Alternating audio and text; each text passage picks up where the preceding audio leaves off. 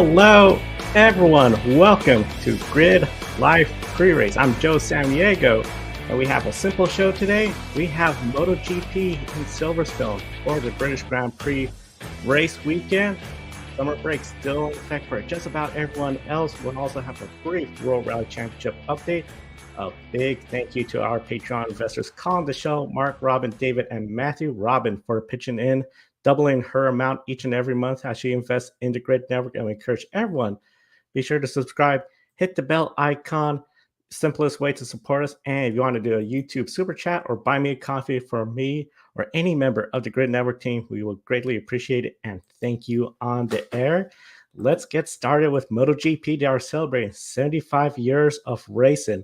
It is a throwback weekend. Throwback weekend, of course, we are all familiar with it from NASCAR Cup Series at Darlington. It's very exciting to see MotoGP doing this. Comment with what's your favorite MotoGP throwback scheme this weekend? I gotta tell you, the Yamahas, the white and red livery that they got this weekend just looks phenomenal. Just really great effort. And I gotta give a shout to LCR Hondas. They're running two different paint schemes. Taka Nakagami, a beautiful white and red paint scheme, and then of course his teammate running the vintage Castrol oil schemes. Very exciting. We're going to be seeing all the throwback schemes tomorrow. We did not see them today though in the sprint race. Everyone's still running their current modern day paint schemes, and this sprint race, wow, did this deliver considering it's been a long 3 weeks since we've seen MotoGP back on the track. It looks like the action is going to be kicking up big time, because one of the big things we saw, Pecco Bagnaia, unfortunately, it looked like he's going back to the Pecco Bagnaia we talked about in the past, the one that bends it, that throws a race away. He was running fourth place, just hit the fastest lap in the sprint race. We're just about a little less than halfway through the sprint race, and he goes down, crashes out. Bike gets lost from under him. He slides out, done for the day. Huge mistake for him. These kind of mistakes, it just seems it comes at the worst time, and it just seems to be that is when he is starting to get to the point where he's looking like he could run away with the championship. Unfortunately, one of the big things this championship, he still is the points leader, but just barely 1 point over Jorge Martin. And he is very lucky that his teammate Enea Bastianini got around Jorge. Jorge could have easily been the championship leader by 2 points over Pecco Bagnaia, and that would have been a lot more pressure for Pecco, because the way I've been seeing this from Pecco, if he has that momentum where people are talking about he is the favorite, he's hard to beat, it just seems this is when he becomes the Pecco Bagnaia that bends it, crashes out, make mistakes. Is this the pressure that just sort of mounts up, and then he starts falling again, and then does he come back up later in the season like he has in the past? It is just really something else to see Pecco do this today. I think overall, Pecco Bagnaia, he is still the points leader, but I think he's going to have a lot more pressure to perform tomorrow, because at the end of the day, you cannot be doing this time and time again. You're a two-time champion. People are seeing you as the leader of the Ducati effort in MotoGP. You just cannot be making mistakes when it looks like people are starting to talk about you as the person that could put the championship away. He has had a dominant run this season. The sprint races are his weaknesses. We talked about he needs to make better improvements in the sprint race. This was not what he needed to do today, and this left him vulnerable with Martin leading the sprint race when this occurred. But as I said, Enea Bastianini, he got around just as we passed the halfway point of this race. It was a 10-lap sprint race. Enea Bastianini had never podiumed in a sprint race, looking for his first medal in a sprint race, looking for his first sprint race win, and he got that today. Big effort for him.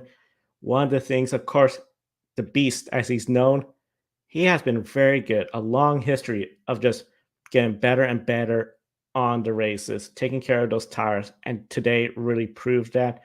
Tomorrow he's going to be starting fourth place, so overall, third place. So he's in that front row right behind his teammate Pecco Bagnaia. I see this, considering we're going to have a longer race tomorrow. Tire wear, that's going to be an issue, as it always is. Nea Bastianini, I think, has to feel really confident about his chances of sweeping the weekend. He has a fast bike. His big competitors, especially if he gets a good start, is going to be Jorge Martin in that Ducati. It's potentially going to be his teammate, which of course he's going to run his teammate clean because he's still the points leader. Marc Marquez, a little bit further back, I don't see Marc Marquez getting near Enea Bastianini and Alicia Spargo. He might be quiet. We'll talk about him later on. Enea Bastianini, I think, has a very good chance he could sweep this race weekend, get another win, and this will be huge for him because he's racing for his future. We know what's going to be happening with the Ducati factory team. He's not part of it. He'll love to land somewhere, prove his worth. It's just very unfortunate considering what happened last year was his injury. This year, off to a better start. He could really use some strong finishes, great performances here and there to put himself in a good position for a good seat next year. So overall, Enea Bastianini, Pecco Bagnaia, I think those are two riders you got to be looking at tomorrow for good, strong runs in the British Grand Prix. And a question in the chat room, encourage everyone in the chat room, be sure to comment with your questions, opinions. Talk about Montoya coming back to NASCAR racing at Watkins Glen. That's very exciting, of course, for all the NASCAR fans. I know everyone at Grid tonight, we'll be talking a little bit more about that. Big thing, of course, NASCAR, they're still on the Olympic break. Most of our team still on their summer break as well, too. One driver, I think the long 3-week break has helped out. Has to be the rider sitting second in the point standings, Jorge Martin. Comment with what you think of Jorge Martin. Will he leave Silverstone with the points lead? I have to say, he has to be feeling really good. The first half of the race, he looked pretty hard to beat. This was not the Jorge Martin where he was trying to pull away. He was still within a second of second place. Nea Bastianini, Lacius Bargo, not far behind. When he did get past, he didn't try to make anything aggressive, didn't try to make anything that could put himself in a bad spot. He just went out there, finished the race. And this is what he needs to do. Because one of the things, when it was made publicly known that he will not be going with Ducati next year, he will be with the Aprilia bike next year. We heard a lot of folks saying the championship is over. It's going to be Pecco, Martin. The team is not going to get the resources. They're going to start locking him out of all the secrets from the Ducati team since he's going to Aprilia. This was a big statement performance. It wasn't the win he had hoped for, but look how close he is to the championship, 1 point away. If Pecco Bagnaia has more mistakes and Jorge Martin just cruises, finishing, scoring points, he could put himself in a situation where he is racing for the championship. He's not going to lay down for Pecco Bagnaia to get another consecutive championship. Martin gained 9 points today while Pecco Bagnaia crashed out. Marc Marquez looked like he was going to have a good day. Started seventh, but unfortunately he went out. More lost points. That allowed Enea Bastianini with the win to get ahead of him. So Enea is starting to get in this championship picture too. Still quite a ways away. 55 points, so it's not going to be easy. Overall for Martin, he is starting fourth tomorrow. I got to say, Martin has to feel pretty good. If he has a solid start, you know who's going to be up there with you. You're going to have Alacius. You're going to have Pecco Bagnaia. You're going to have Enea Bastianini. If you're within those three striking distance, just take your time, work your way to the front. Everyone today was using medium soft tires. I'm curious who's going to do hard tires. Watch what Jorge Martin does. He always seems to go 1 compound softer than the others. I'm really curious to see if he's going to do the same tomorrow.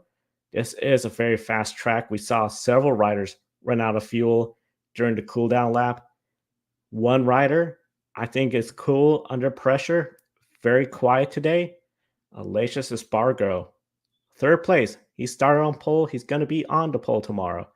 He overall just ran his race. This is his last full season. I think he's running a smart race, and I think he's going to be a factor tomorrow. I don't think he showed his entire hand today. He might have something for those Ducati riders, especially if we see mistakes from Pecco Bagnaia. Enea Bastianini's looking good. Jorge Martin's looking good. But don't count out Alacius Espargaro. He could have a big race tomorrow. He knows how to win here. That Aprilia, overall, I think it's looking really good. I think he's going to have a wonderful day tomorrow, so don't count him out. Those are the riders I'll be focusing on. Pecco, Enea Bastianini, Alessio Spargo, Jorge Martin. Those, I think, going to be the riders where you're going to see the winner come out. Let's give a shout out to one rider who had a rough go today. Pedro Acosta. What an effort he did to come home in 5th place. He made hard contact with Brad Binder, losing the entire left side aero work from his bike. I, for a second, thought he was just going to retire because the handle on that bike was just gone. He had to fight that bike for control all race long, and overall comes home 5th place. This rookie who's going to be moving up next year, he is still stunning everybody. I think he's going to have a strong race. He could be a podium contender, but I just don't think that gas bike could go out there, get the win, unless the others have bad luck. One scary moment as you see Marco Beschecchi, Franco Morbidelli in the bottom. First lap, first corner, a big crash between those two. Thankfully, both of them still managed to get up, but the stewards are investigating that incident. I'm really curious to see if any decision is going to be made, because one of the things we were watching when that incident occurred was it appeared the back tire of Franco Morbidelli locked up. If you lock up your tire while braking, what do you have to do? You have to let off the brake. This is as we're entering turn 1. Just putting himself in the bad spot. He lost control and crashed into the back end of Beschecchi's bike.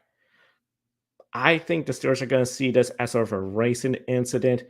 It wasn't that he just was super aggressive and just made a bad move going into that first corner. I think he was just a little bit too hard on the brakes, locked it up.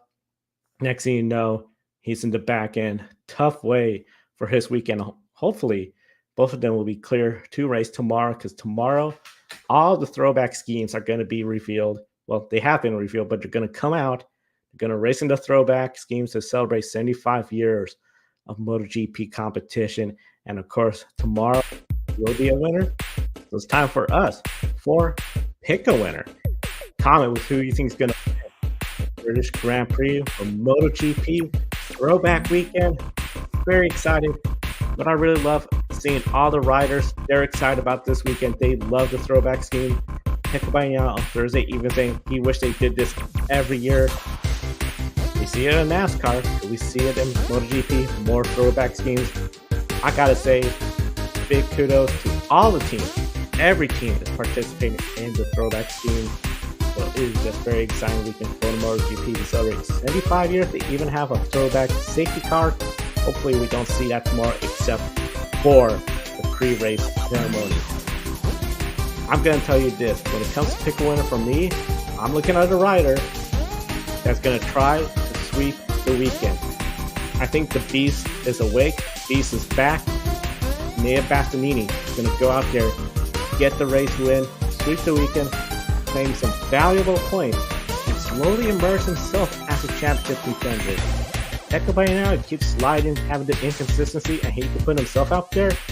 He's going to make it where it's not going to be easy for the factory Ducati team to say he's our number one rider, he's the championship, because Enea Bastianini is very capable of getting these wins, because unfortunately last year, horrible year with injury.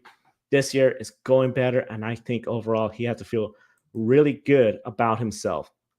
Now, World Rally Championship, that is going on, Rally Finland, and it looks like if you pick Kalle Rovanperä to be your pick a winner, you have to be smiling from ear to ear today. 5 stage wins on Saturday. If he doesn't win this, it's because he threw it away. Either by crashing, having a poor stage, he is in cruise control. I think Kalle Rovanperä, for all those folks that picked him for pick a winner, are going to get some points tomorrow. And of course, tomorrow, a lot of valuable stage points throughout the Rally Finland Day and World Rally Championship. Of course, after Rally Finland, after MotoGP's British Grand Prix, Grid Live Wrap-Up will be on the air. Myself, Joshua Birch, we're going to be recapping the British Grand Prix race weekend and updates on the grid ranking. Pecco Bagnaia enters as the leader. We have Jorge Martin second in the grid ranking. Could they still stay 1-2, or will there be a switch? It'll be really interesting to see what we see happen with Nea Bassanini. He gained a position today. A lot going on. Thank you for watching today. Be sure to subscribe, hit the bell icon so you don't miss any of our programs throughout the week.